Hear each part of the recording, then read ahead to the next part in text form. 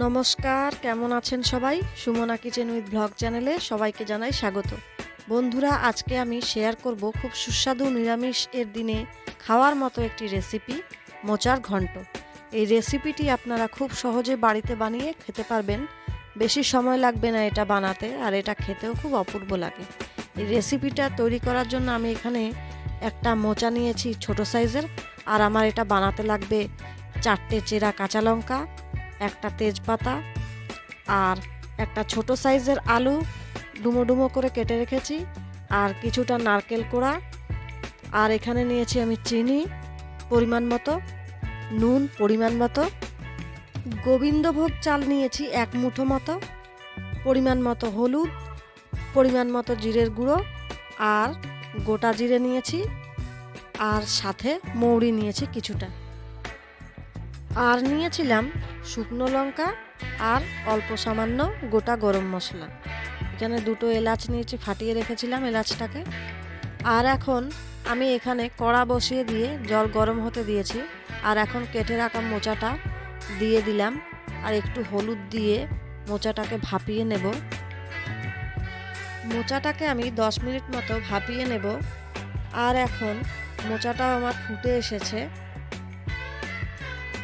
মোচাটাকে এখন জল থেকে তুলে ছেঁকে নেব। মোচাটা এখন ছাঁকা হয়ে গেছে। আর এখন একটা কড়া বসিয়ে দিলাম, আর তাতে 50 গ্রাম মতো সর্ষের তেল দিয়ে দিলাম। তেল গরম হয়ে গেছে। এখন তেলে ফোড়ন দেব একটা তেজপাতা, একটা শুকনো লঙ্কা, আর গোটা গরম মশলা, আর সাথে কিছুটা গোটা জিরে আর মৌরি। আর খুব ভালো করে এটাকে নেড়ে চেড়ে নিয়ে এর মধ্যে আলুটাও দিয়ে দিলাম, আর সাথে দিয়ে দিলাম চেরা কাঁচা লঙ্কা। সব কিছু একসাথে খুব ভালোভাবে ভেজে নেব। আলুটা এদিকে ভাজা হতে থাক, আর এখন আমি এখানে ভাপিয়ে রাখা মোচাটাকে খুব ভালোভাবে ম্যাশ করে নিচ্ছি। আর এখন এটা আমার খুব ভালোভাবে ম্যাশ হয়ে গেছে।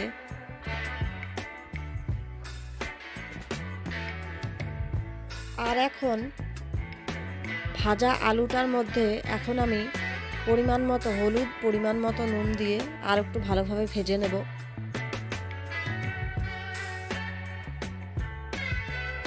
আলুটা ভাজা ভাজা হয়ে গেছে, আর এখন আমি এর মধ্যে পরিমাণ মতো জিরের গুঁড়ো দিয়ে দিচ্ছি, দিয়ে এটাকে খুব ভালোভাবে ভেজে নেব। তার সাথে গোবিন্দভোগ চালটাও দিয়ে দিলাম, দিয়ে খুব ভালোভাবে নেড়ে চেড়ে মশলাটাকে কষে নেব। দেখুন, গোবিন্দভোগ চালটা খুব ভালোভাবে আলুর সাথে কষে গেছে।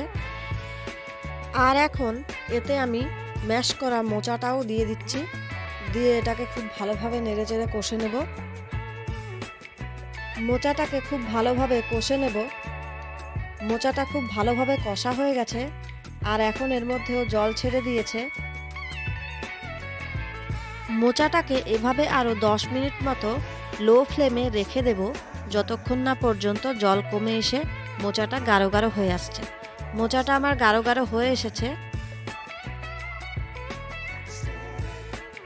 এখন আমি এটাকে আরও খুব ভালোভাবে নেড়ে চেড়ে নেব, দিয়ে এর মধ্যে নারকেল কোড়াটা দিয়ে দেব, দিয়ে নারকেল কোড়াটাকে খুব ভালোভাবে মিশিয়ে নিচ্ছি। নারকেল কোড়াটা খুব ভালোভাবে মেশানো হয়ে গেছে। আর এখন পরিমাণ মতো চিনি দিয়ে মোচার সাথে খুব ভালোভাবে মিশিয়ে নেব।